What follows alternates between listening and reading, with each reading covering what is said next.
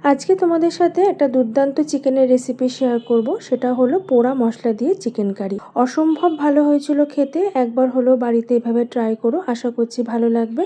চলো দেরি না করে রেসিপিটা দেখে নেওয়া যাক। প্রথমে এখানে চিকেনটা ভালো করে ধুয়ে নিয়েছি।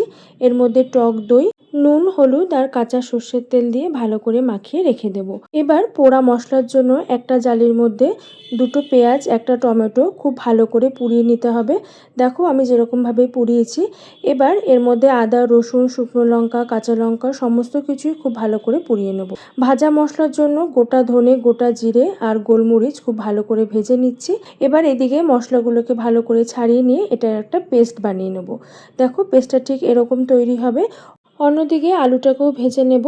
এবার সেই তেলে গোটা গরম মশলা, তেজপাতা ফোড়ন দিয়ে ম্যারিনেট করা চিকেনটাকে একটু ভাজা ভাজা করে নিচ্ছি। এবার পোড়া মশলার যে পেস্টটা আছে সেটাকে অ্যাড করে দিচ্ছি। হলুদ গুঁড়ো, লঙ্কার গুঁড়ো দিয়ে খুব ভালো করে মিশিয়ে নেব। নুন দিয়ে ঢাকা দিয়ে ভালো করে চিকেনটা সেদ্ধ করে নেব। এবার আগের থেকে ভেজে রাখা আলুটাকে দিয়ে দিচ্ছি আর ভাজা মশলাটাও অ্যাড করে দেবো। তারপর 10 মিনিটের মতো রান্না করলেই তৈরি হয়ে যাবে পোড়া মশলা চিকেন কারি। নামানোর আগে সামান্য একটু ধনেপাতা দিয়ে নামিয়ে নিয়েছি। আজকের এই পোড়া মশলা চিকেন কারি তোমাদের কেমন লাগলো অবশ্যই আমাকে কমেন্টে জানিও। আজ এই পর্যন্তই। সবাই ভালো থেকো, সুস্থ থেকো, টাটা।